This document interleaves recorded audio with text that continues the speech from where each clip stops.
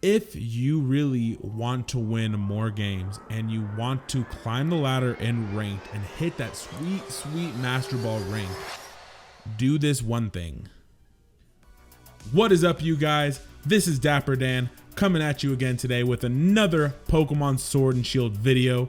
Today, I'm going to be sharing with you guys my top 5 tips on how you can get to Master Ball as well. Now, if you like this video, please be sure to drop a like and comment on this video.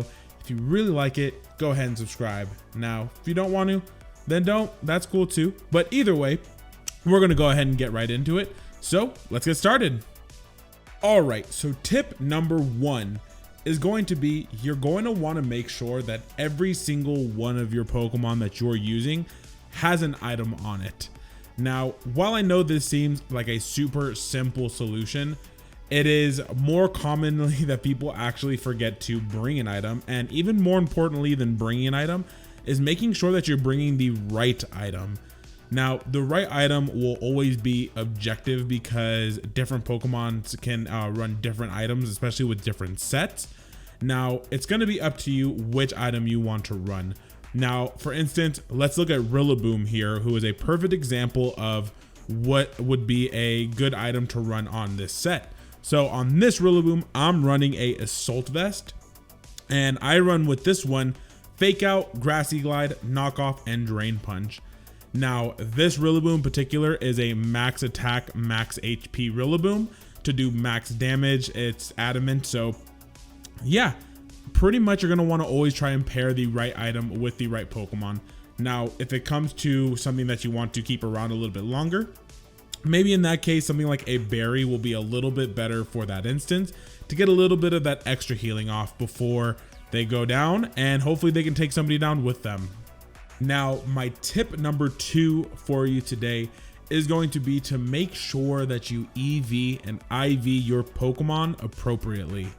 Now, I'm not going to go into too much depth on what EVs and IVs are for a Pokemon, but pretty much IV stands for individual value. This is going to be the number that comes when you breed your Pokemon. Then the only way you can change this is by using bottle caps. EVs stand for effort value, and effort values are going to be based on the vitamins that you give your Pokemon, or they're going to be based on the type of Pokemon that you defeat until you get up to 252.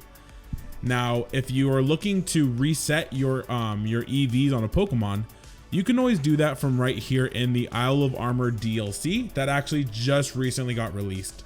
So to do that, we're actually going to go ahead and we're going to fly over to the dojo right over here. And from here, you can actually see the island that we're going to be heading to down there. So we're going to go ahead and make our way over.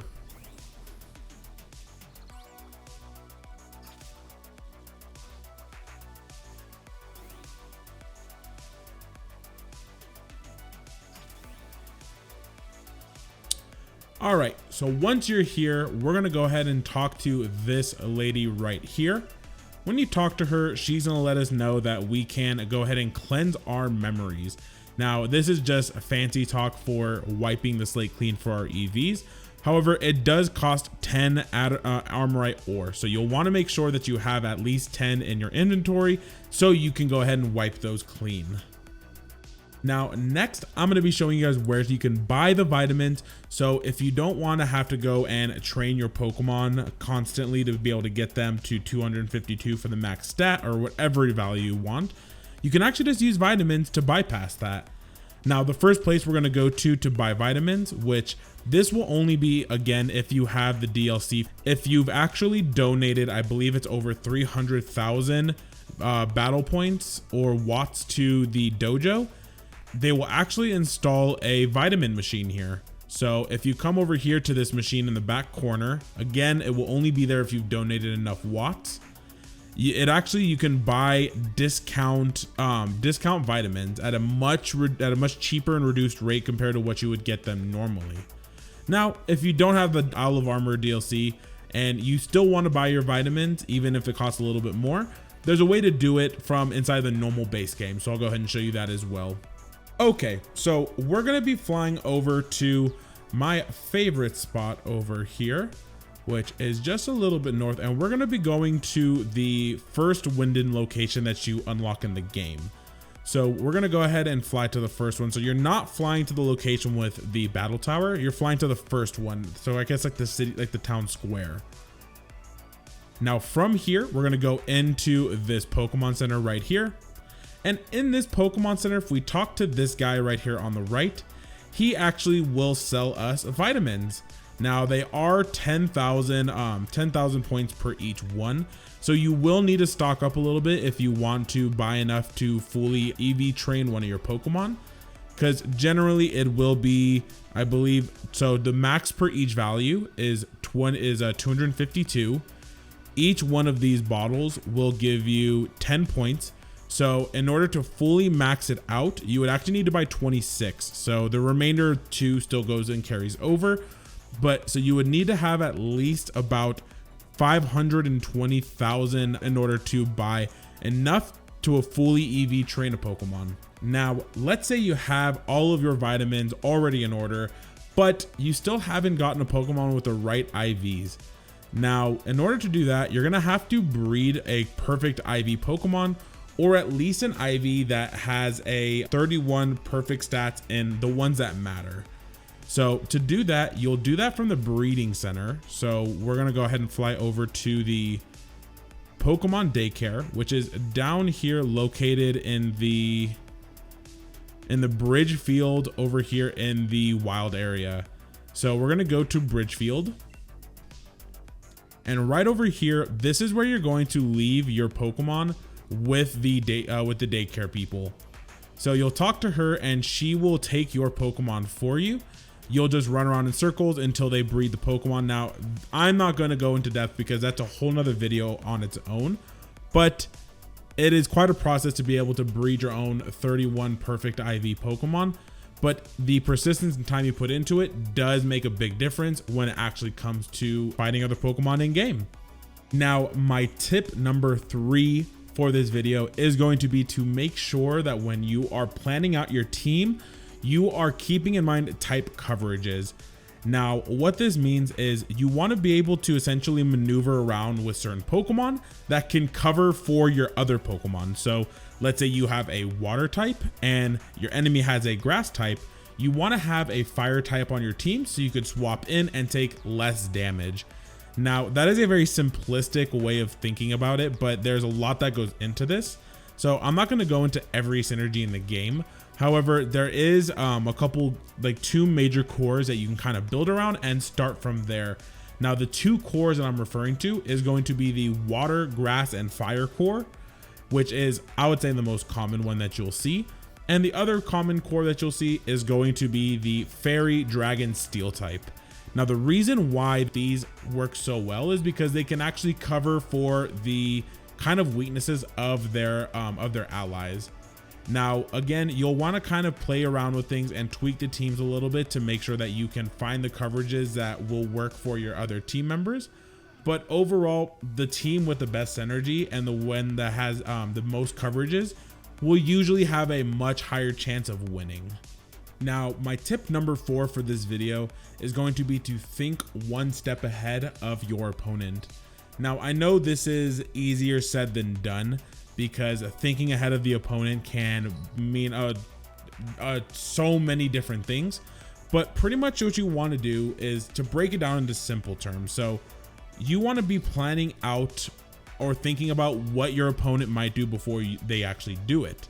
So in this case, if they are leading with a specific lead that you've went up against many times, like for instance, a perfect example is Venusaur and Torkoal. Now, once you see Venusaur and Torkoal, you know that they're going to be going ahead and trying to set up Sun and then getting their speed boost. So what you can do is, knowing right from the team preview that they're probably going to lead with Venusaur and Torkoal, you can go ahead and take countermeasures to prevent that and to try and stop them in their tracks before they can actually get any damage off. Now, again, this is a very simple way of thinking about it, but again, this is going to help you a lot. So really trying to remember what the matchups are that you've had in the past and how you can counter them. Now, another way to keep one step ahead is actually to be unpredictable in the way that you do things. So if you have a very predictable lead and from the team preview, you think that if your opponent sees it and might know what you're going to lead with, then try and think outside of the box and have a different lead as a backup that you can bring that might catch them off guard, meaning that you're pretty much starting the game at a complete advantage. Now, my tip number 5 and my final tip of this video, in my opinion, this is one of the most important ones. So if you really want to win more games and you want to climb the ladder in ranked and hit that sweet, sweet Master Ball rank, do this one thing. Use a gimmick. Now, I know you guys are going to say, well, gimmicks only go so far. Now, that I understand. But what you want to be thinking of when you're planning your teams out is having essentially multiple layers to your team. Now, as an example of what I mean by a team with layers is we can take my VGC 2020 team here as an example. So pretty much what I mean here is I have about 3 different core tactics I can go with for this team. The first being, which is I always place at the top so people will assume that this is the lead, is going to be Hatterene and Indeedee. Now this obviously leads to Trick Room and Psy Spam, but this one is actually more of a bait as I actually don't commonly pair these two together. My main tactic is usually to go Terrakion with Whimsicott or Rillaboom with Lapras. Now Whimsicott gets beat up and Terrakion has Justified, so I can get a turn 1 +4 Terrakion. Or if I want to lead in with Lapras, I can actually go in with a Drain Punch onto Lapras, proccing the weakness policy, and giving Lapras a +2 special attack boost on turn 1. Now, since there's so many different leads that I can go with this team, it definitely makes for more of a guessing game when it's coming to team preview where the enemy's not going to know what I'm going with. Yes, you can base your team around one simple gimmick strategy, but what you can also do is you can use that gimmick strategy in conjunction with the other tips that I've given you to construct a team that will be very well rounded. Now, I know Pokemon does not require you to be able to like use a gimmick and then successfully use it every time. However, we're not talking about dealing with fighting the same person who will know the gimmick you're using. On the ladder, you're going to be fighting a different opponent every time, and it's always a best of 1 match. So you always have the element of surprise with your team. Now, in this case, we can always use some popular gimmicks, like one of my favorites is Switcheroo with Eject Button. That way you can always deny the Dynamax coming from the opponent, or something along the lines of, like, let's say weakness policy with Bulldoze. Now this, while it does work in very niche situations, having things that you can use to set yourself up on an advantage on turn 1 or 2 is going to be huge to helping you win games faster, because when you can catch your opponent off guard and they're not ready to be dealing with a +2 attack or special attack Pokemon, in that case you're already putting yourself in the seat, in the driver's seat to win that match. So always be thinking ahead and always be trying to incorporate some gimmick in where you can still incorporate the previous steps that I had mentioned before. Now, those are my 5 steps on how you can start winning Pokemon ranked battles sooner, and then you can get to that Master Ball rank. Now, if you try out these tips and they work for you and you are just climbing the ladder like crazy, please don't forget to drop a like on this video and even comment to say exactly how you got to Master Ball. Now, if you really like the content, don't forget to subscribe. I do stream on Twitch every Tuesday, Thursday, and Sunday, and there we do stream a lot of Pokemon. So if you want to come by, see some of the tactics that I'm using, feel free to stop by and grab one of the rental codes. Now, again, this is Dapper Dan, and I really appreciate you guys stopping by, and I hope you guys have some good luck and hit that Master Ball rank. Take care. Later. That has the gears moving and grooving. This music. This is what we're. This is what I'm here for. This is what we're all about.